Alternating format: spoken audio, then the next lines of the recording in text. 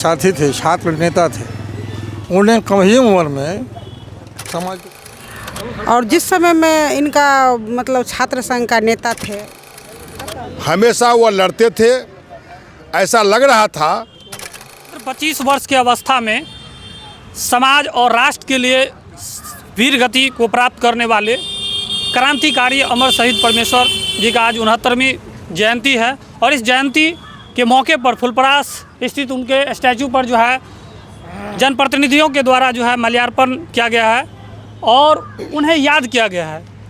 वे एक ऐसे क्रांतिकारी नेता थे जिन्होंने 25 वर्ष की अवस्था में ही मधुबनी की धरती को उन्होंने जो है एक नया आयाम देने का काम किया।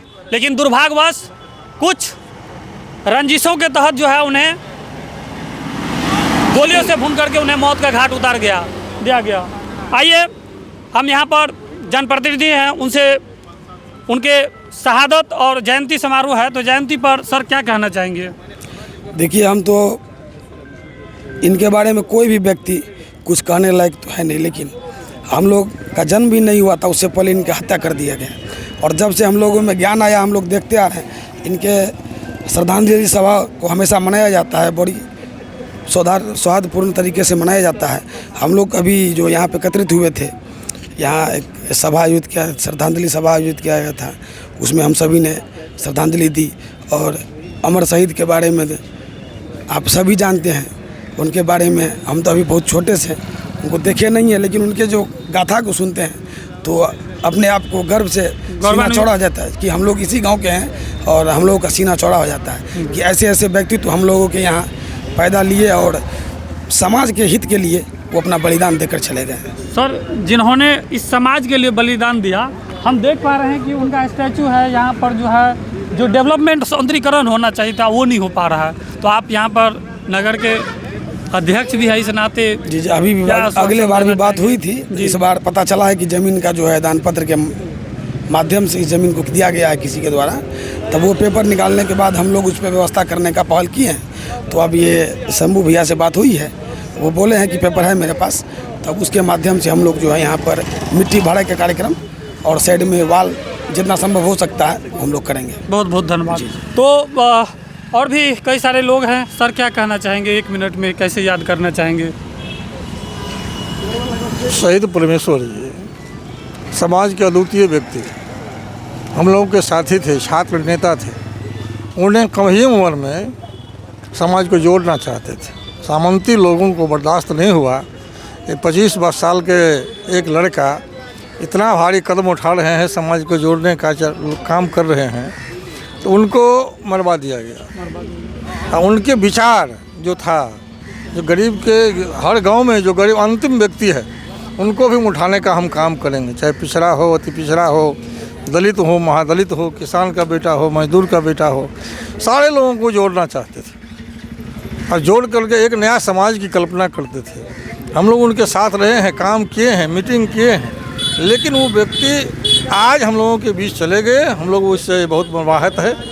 इसलिए हम लोग, क्या लगता है सरकार के द्वारा जो उचित सम्मान इनको देना चाहिए था, या इनके बारे में समाज में या सरकार के पास जो संदेश जाना चाहिए? हम लोग भी राष्ट्रीय जनता दल के पदाधिकारी हैं। यदि हमारी सरकार बनी तो हम लोग जरूर उनके उचित हम लोग सम्मान करेंगे। धन्यवाद। जी सर, क्या कहना चाहेंगे? आप तो बहुत करीब से व्याख्यान करते रहे हैं। शहीद परमेश्वर यादव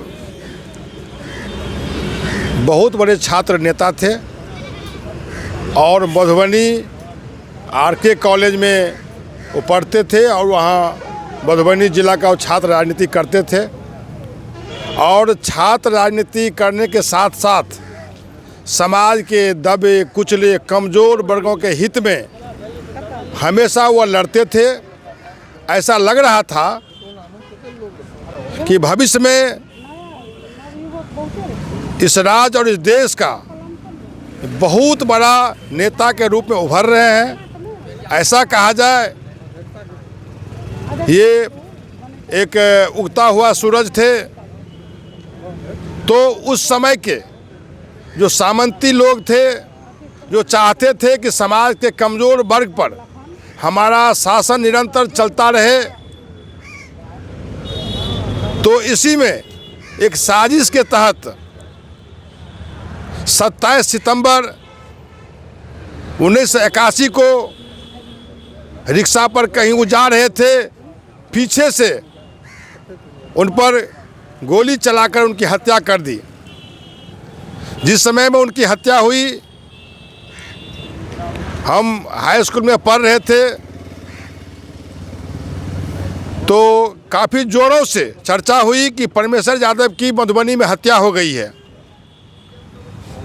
तो सारे लोग, समाज के दबे कुचले लोग जिनको जानकारी थी परमेश्वर यादव के संबंध में, काफ़ी आहत हुए, काफ़ी दुखी हुए।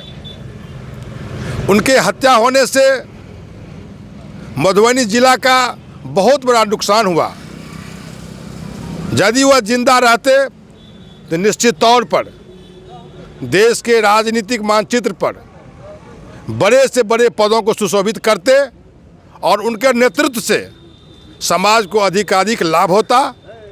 और इनके जन्मदिन के मौके पर मैं राष्ट्रीय जनता दल मधुबनी की ओर से उन्हें विनम्र श्रद्धांजलि अर्पित करते हैं और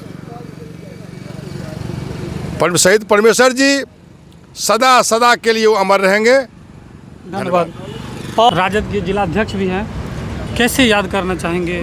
सबसे पहले तो मैं यहाँ के देशवासी और प्रदेशवासी सबों को मैं प्रणाम करती हूँ और आपके चैनल के माध्यम से सबों को ये कहना चाहती हूँ कि इनका 69वां जयंती है।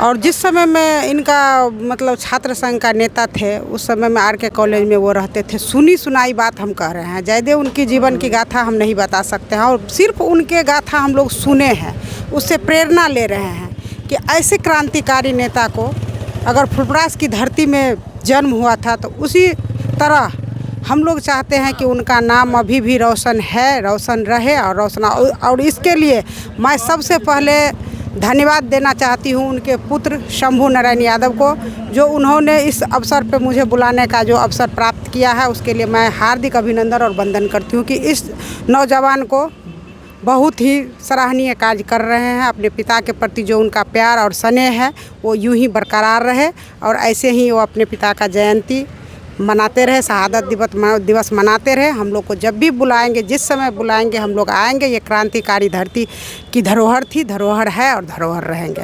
वीडियो देख रहे हैं, हम यही कहना चाहेंगे कि जो भी हमारे इस देश की, समाज की जो धरोहर है, जो इस समाज और देश के लिए शहादत दिए हैं, उनके प्रतिमा का निश्चित रूप से उनका जो है एक तो पार्क टाइप का डेवलप होना चाहिए, सौंदर्यीकरण होना चाहिए। साथ ही हमारे सांसद, विधायक, मंत्री और क्षेत्र के जितने भी नेता और पदाधिकारी देख रहे हैं, उनसे मैं आग्रह करना चाहूँगा कि इनके निधन के साथ ही राजनीति का एक कोना हमेशा के लिए सुना हो गया, लेकिन कम से कम उनके विचार जिंदा रहे, युवा पीढ़ी को प्रेरणा मिलता रहे।